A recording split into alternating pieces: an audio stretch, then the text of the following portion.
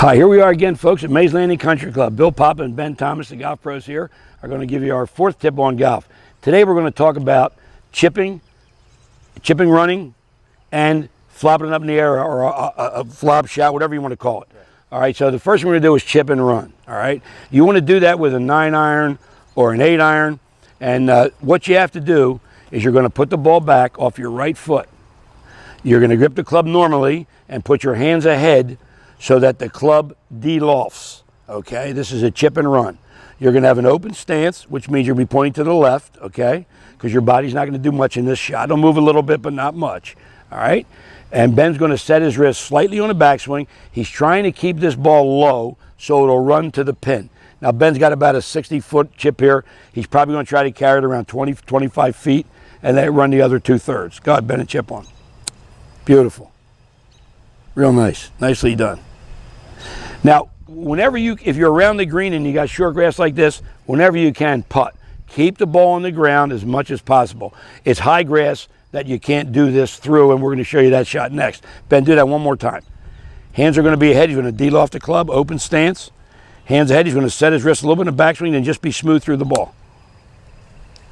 Beautiful shot. The only thing that counts here is distance. You're trying to get it a shot of this length. If you can get it within a 5 or 6 foot distance, that's a great thing. Okay, you get a little closer. Now, some of you could putt from here. You know, for me, I've never done it, but you could. I mean, the courses now have their grass around the greens pretty trim, and you can putt through this. If you can putt, putt. All right, but if you can't, this is what you got to do. The ball's got to be back. You got to use a 9-iron or a wedge or an 8-iron, whatever you feel comfortable in. When you find the club you like, use the same club all the time so it doesn't get complicated.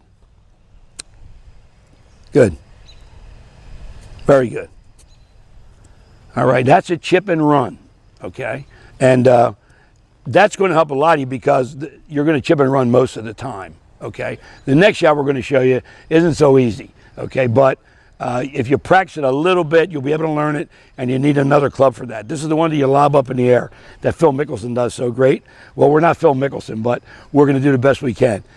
Grab it. You're going to do this with a sand wedge.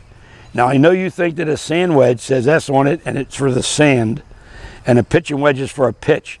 But a pitching wedge is really a 10-iron, and that's really an 11-iron. So what you're going to do is you're going to get the sand wedge because it has more loft.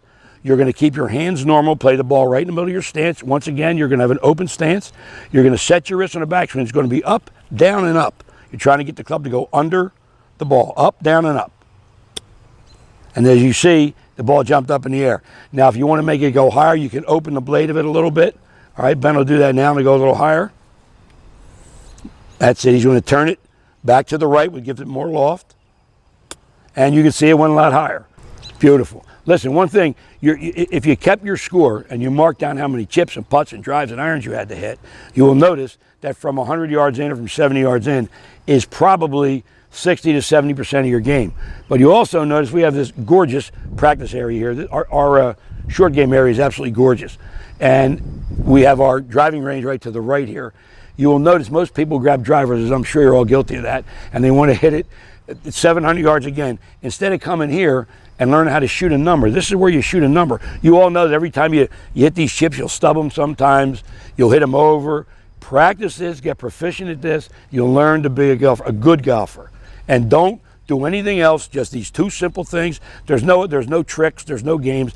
That's all you're going to need to shoot a lower score. Thanks, Bill. You got it. Thanks for watching our tip of the day. I hope it helps. Keep it simple. Don't complicate it. Ben, take over. For all membership information and golf instruction for Billy and I, 609-641-4411 extension 10. That's where you'll find us. Thank you, everybody. See you.